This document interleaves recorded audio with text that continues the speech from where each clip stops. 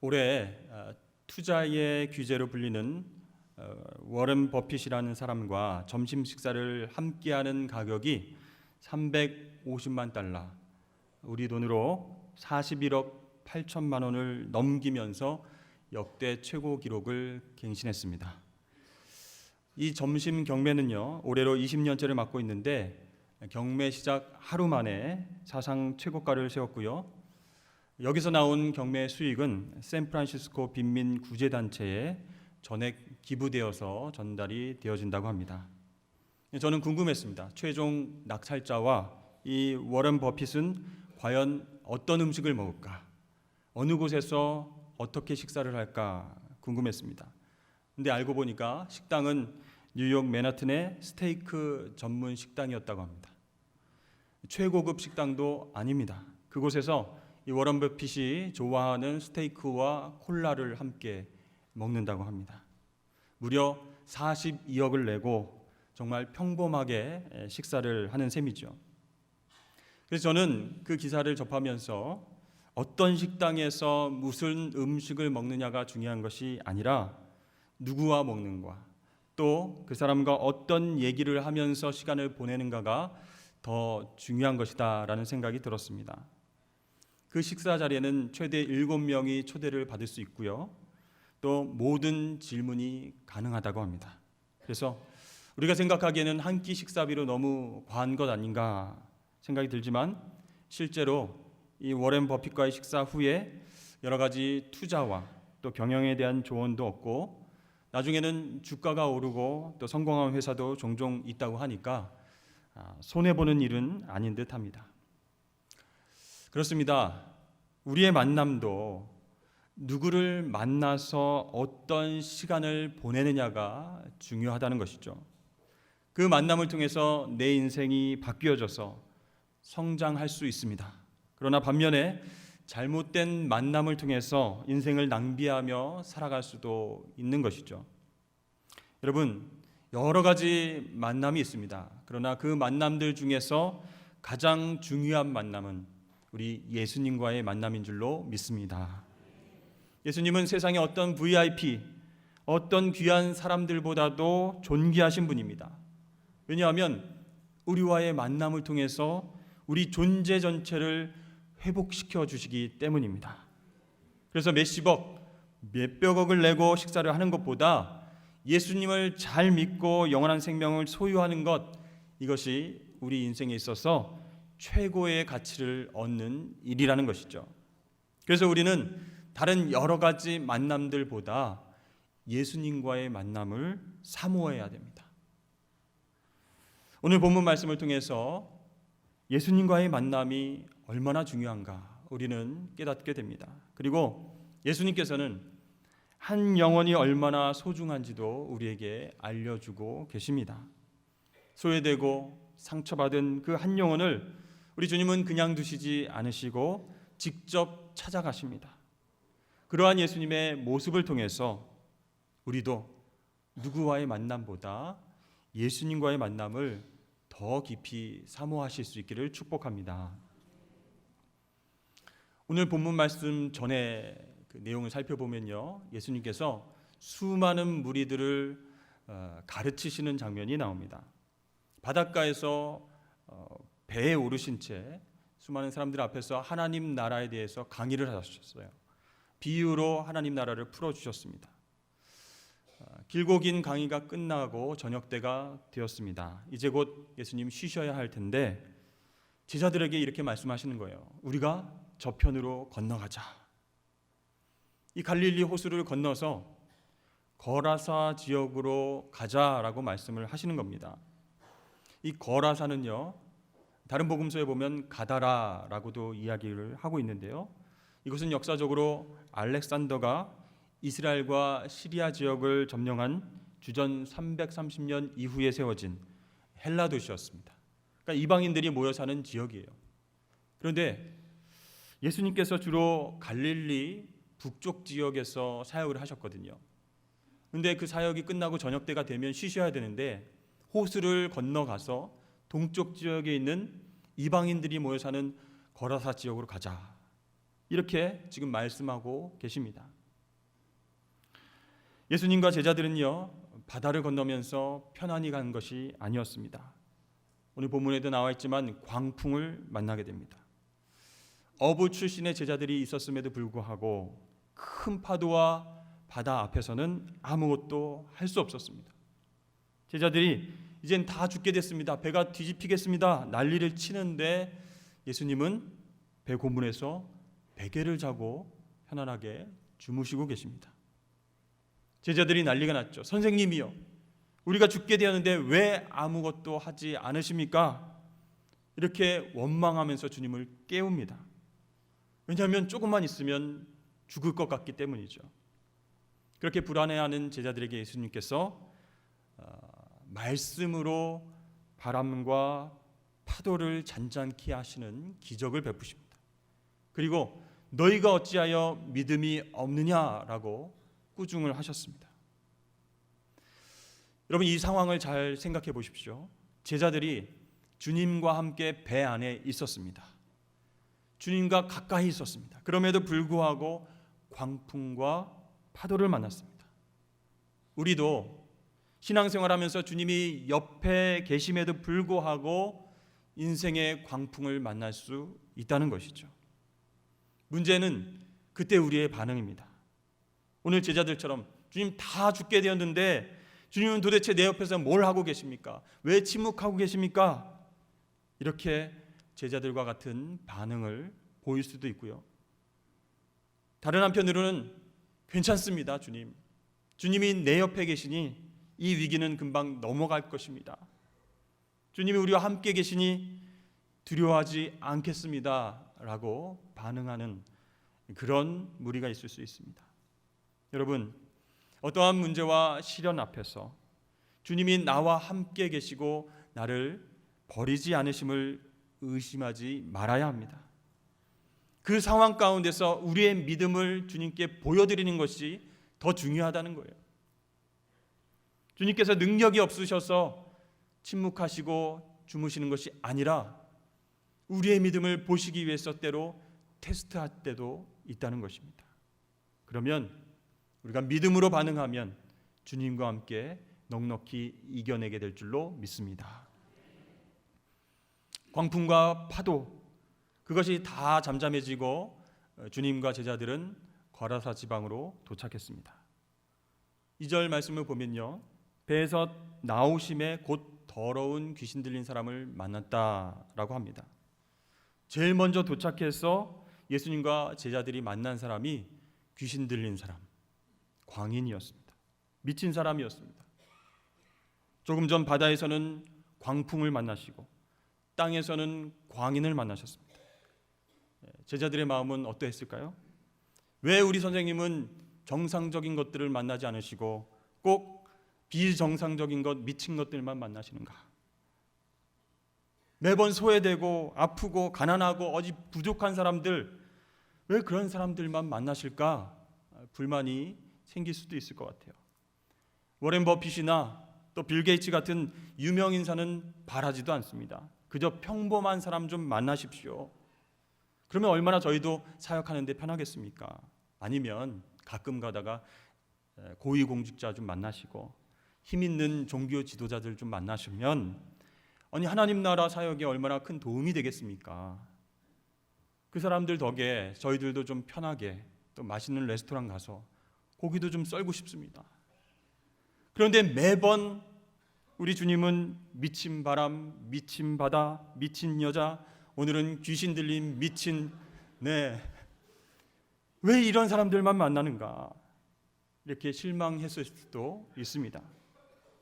뭔가 우리 주님께서 메시아가 되셔서 유대인의 왕으로 등극하시면 제자들은 폼나게 옆에서 일을 하고 싶었습니다.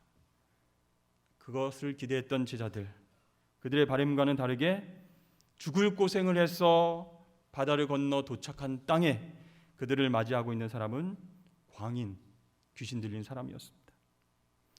그런데 우리가 주의 깊게 봐야 할 것은 무엇이냐면 예수님께서 이 광풍과 바다를 건너서 거라사 지방으로 오신 목적입니다. 왜 예수님은 그 다음 날 가셔도 되는데 피곤하시고 지치셨을 때, 그 저녁 때에 우리가 저편으로 건너가자 말씀하셨을까? 저녁 때까지 예수님은 하나님 나라를 비유로 풀어주시면서 육체적으로 많이 지치셨습니다. 그리고 또 바다를 건너오시면서 파도와 풍랑 속에서 너무 피곤하시니까 베개를 베고 배에서 주무셨습니다. 과연 무엇 때문에 이렇게 서둘러서 힘든 바다를 건너서 거라사 지역으로 오셨을까? 목적이 무엇인가? 18절 시작되는 부분은요, 예수께서 배에 오르실 때라고 나옵니다. 그럼 예수님께서 배에 내리셨다가 다시 오르실 때까지 한 일이 무엇이라는 것이죠? 이 거라사 지방에 귀신 들린 자를 만나주시고 고쳐주신 일, 그거 하나라는 겁니다.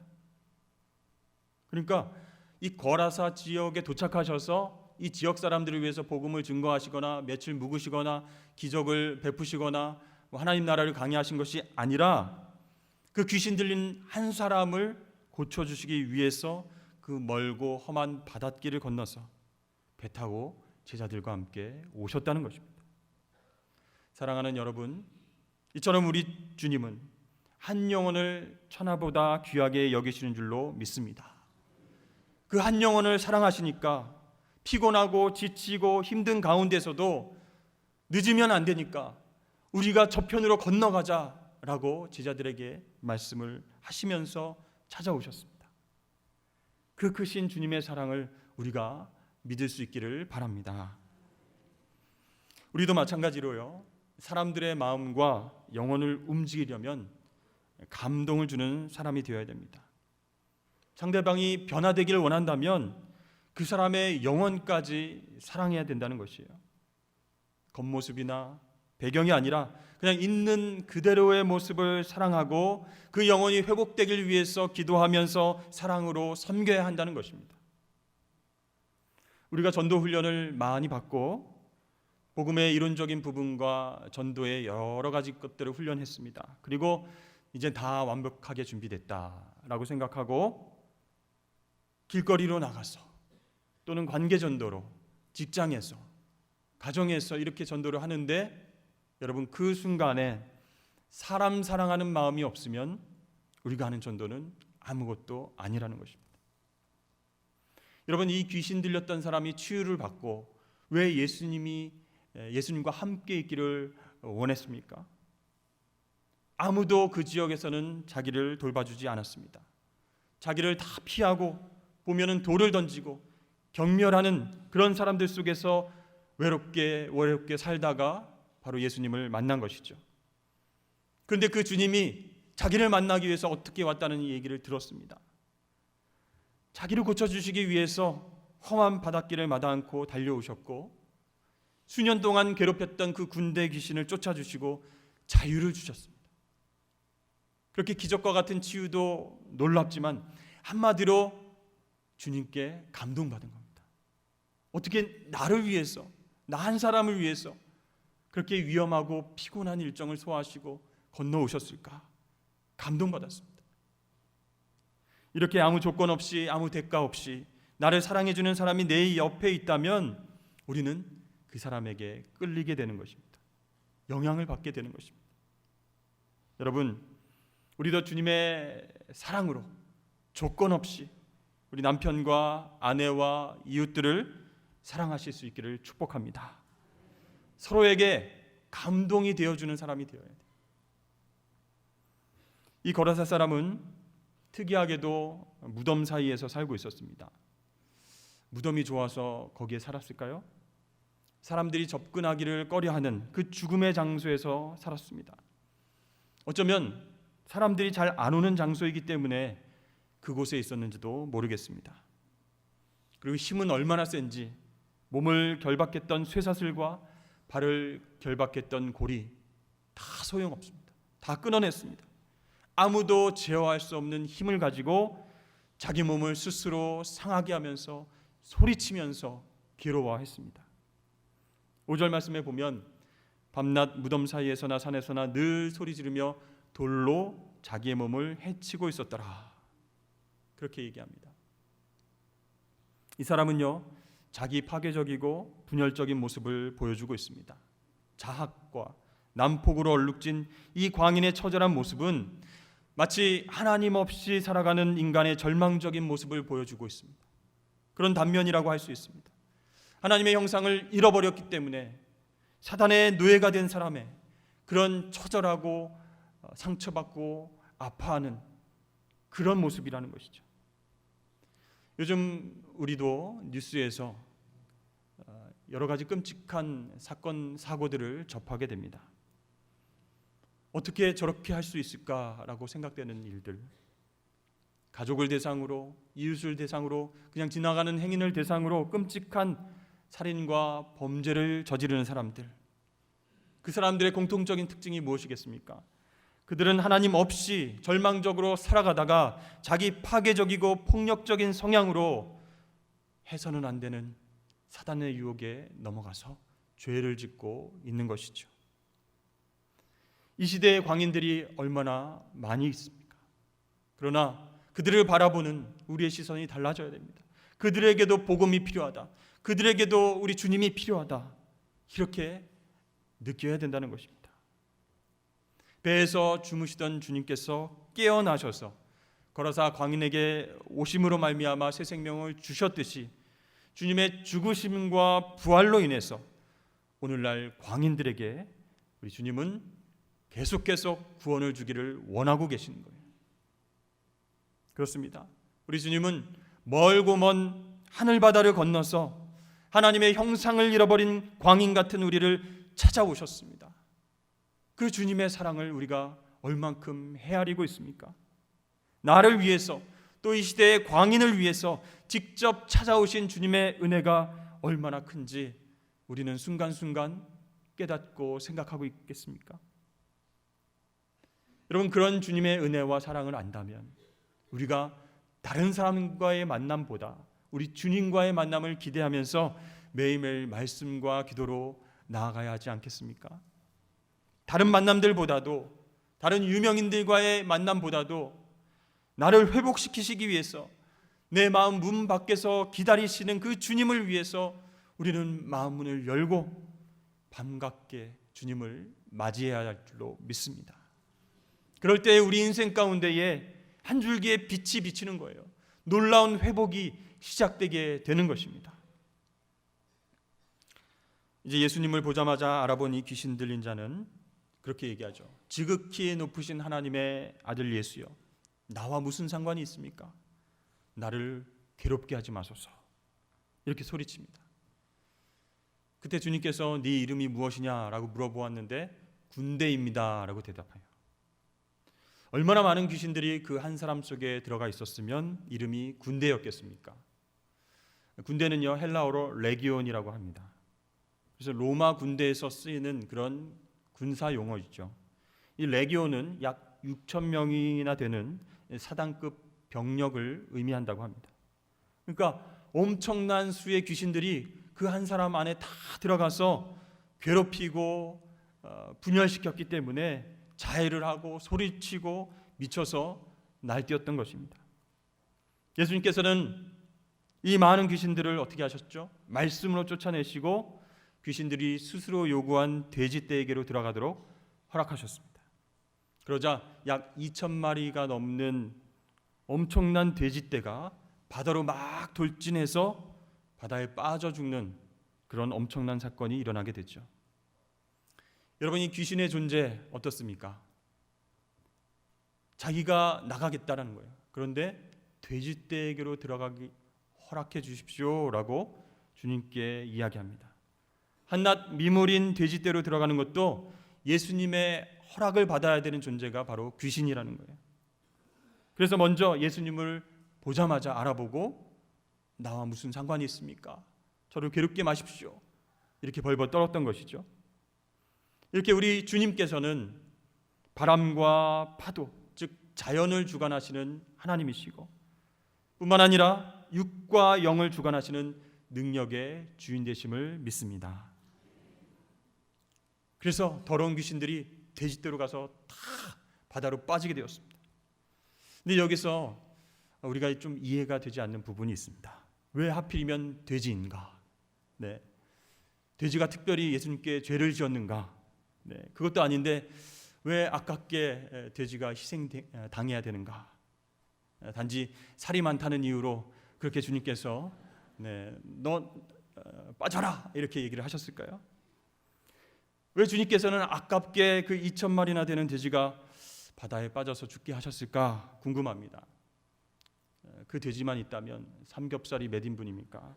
목살과 바베큐와 족발과 순대와 맛있는 음식들이 많이 준비될 텐데, 여러분 한번 생각해 보셨어요? 돼지가 한 2,000마리 되니까 한 마리당 한 20명이 달려들어서 먹을 수 있다면 4만 명 이상이 배부르게 먹고도 남을 수 있는 그런 음식입니다. 계산해 보면 조금 아깝다는 생각이 들어요. 근데 여러분, 유대인들은 돼지를 먹습니까? 안 먹습니까? 안 먹습니다. 성경에 보면, 레위기 말씀에 보면 부정한 짐승이라고 쓰여져 있어서 돼지는 거들떠보지도 않습니다. 그러나 이방인 지역인 이 거라사 지방 사람들은 돼지를 먹을까요? 안 먹을까요? 먹습니다. 그래서 이 지역 사람들은 돈을 벌기 위해서 돼지를 사육하고 있었던 것이죠. 그래서 몇천 마리나 되는 돼지들을 농장에서 이렇게 사육을 하고 있었던 것 같습니다. 그런데 예수님은 귀신을 그저 나가라 하고 말씀만 하시면 쫓으시면 되는데 이 돼지 떼에게로 들어가서 바다로 빠져 죽게 하시고, 왜 그러셨을까요? 예수님은 이 거라사 지방 사람들의 이중적인 마음을 보셨습니다. 이기적인 마음을 보셨어요. 이웃의 영적인 상태와 귀신 들려서 힘들어하는 한 영혼을 돌아보지 않고 오히려 쇠사슬로 묶어놓는 그 이기적인 거라사 지방의 사람들, 그들은 오직 자신들 먹고 사는 그것에만 관심을 갖고 살고 있었습니다. 그래서 예수님께서는 그들에게 그들이 가장 소중하게 생각하는 돼지떼들과 더불어서 귀신을 쫓아버린 것입니다. 이 모습을 지켜본 거라사 지방의 사람들 어떻게 합니까? 주님 용서해 주십시오. 회개합니다. 이제부터는 한 영혼을 더 사랑하겠습니다. 이렇게 했으면 좋겠지만 그러기는커녕 경제적인 손실을 막 따지면서 빨리 이 사람 떠나야 된다, 이렇게 결정을 합니다. 그래서 이분이 우리 동네에 있다가는 더 큰 경제적 손실을 입을 수 있으니 더 손해보기 전에 우리 동네에서 빨리 나가 주십시오, 이렇게 얘기하죠. 예수님은요, 아무 말 없이 배에 다시 오르셨습니다. 여기서 끝난 것 같지만, 그러나 광인이었던 거라사 사람, 회복된 그 한 영혼을 통해서 그 이방 지역에 복음이 전해지게 됩니다. 예수님은 배를 타시고 다시 건너가셨지만 함께 있기를 간구했던 그 사람의 청은 거절하셨죠. 그리고 그에게 부탁하십니다. 집으로 돌아가서 복음을 전해라. 네가 어떻게 회복되었는지를 이웃과 친지들에게 설명하라. 그렇게 말씀을 하시고 떠나신 거예요. 이것이 순서인 것 같습니다. 여러분, 자기 가족들에게 인정받지 못하는 그리스도인들은 밖에서도 인정받기가 힘들다는 거예요. 매일매일 그 무덤가에서 밤과 낮에 소리를 지르면서 자해하고 힘들어했던 그가 정신적으로 온전해져서 옷을 입고 얌전하게 깨끗한 모습으로 집으로 돌아옵니다. 그 모습을 본 가족들이 얼마나 큰 충격을 받았겠습니까? 누가 너를 이렇게 회복시켰는가? 어떤 의사가 너를 이렇게 고쳐줬는가? 그렇게 물어봤다가 바로 하나님이신 예수 그리스도를 만났습니다. 그분이 나 한 사람을 위해서 바다를 건너오셨습니다. 그분은 나를 사랑하셔서 놀라운 치유의 기적을 베풀어 주셨습니다. 이런 간증이 곳곳에 퍼지기 시작합니다. 그래서 데가볼리 지역에 하나님 나라의 복음이 들어가기 시작합니다. 여러분, 데가볼리는요, 데가는 10, 숫자로 10을 이야기합니다. 볼리는 폴리스입니다. 도시라는 거죠. 10개의 도시가 모여있는 지역이 데가볼리, 데카폴리스입니다. 그 이방인 지역에, 헬라 지역에 예수 그리스도의 복음이 거라사의 광인을 통해서, 회복된 그의 모습을 통해서 점점점 널리 확장되어서 퍼지게 된 것입니다. 여러분, 죄인을 통해서, 약한 자를 통해서 하나님 나라의 일을 감당케 하시는 놀라운 주님의 은혜를 우리가 보게 되는 것입니다.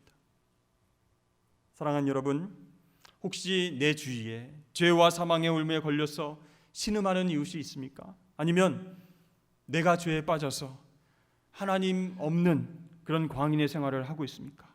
만약에 그렇다면 예수님께서 나를 만나주시고 이웃을 만나주시고 깨끗게 해주실 것을 믿고 기도하며 나아가시길 주의 이름 축복합니다.